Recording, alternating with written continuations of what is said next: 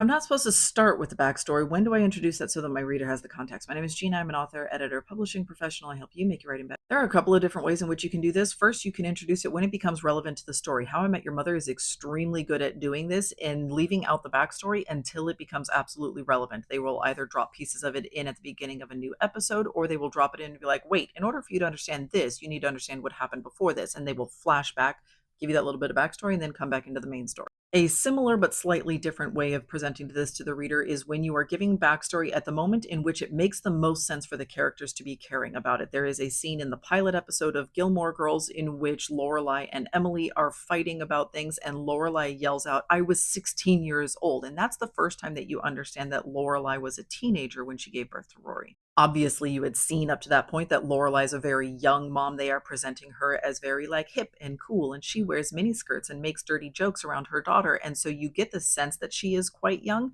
but you don't know exactly how young, and you don't know how this affected her relationship with her parents until she blurts this out in the middle of an argument. That is a very natural place for that piece of information to come up. Lorelai probably doesn't walk around telling strangers in diners like, "Hey, I had her when I was 16. That's why we both look so young and so hot." That doesn't make sense for the character to do it, but for her to fling it back at her mother in the middle of an argument, that does make sense.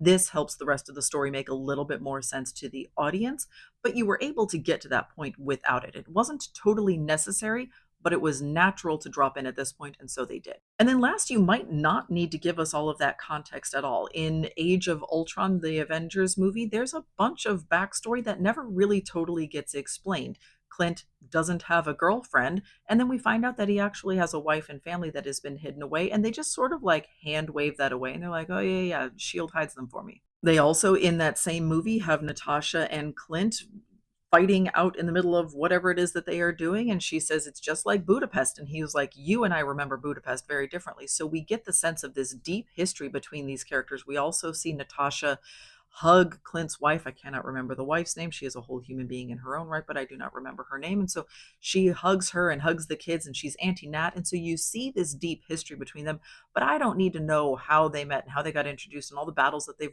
gone through together. You can see I'm being shown the relationship that they have. I don't necessarily need all of the context to understand that these two are best buds and it's never been romantic between them. So there you go. Either you don't need to give us that context, you can just show us the impact that that context has on the characters. You can introduce it at a place that is natural and normal and organic for it to come up between the characters, or you can give it to us at the very last moment, right when we need it in order to understand what is happening in the story.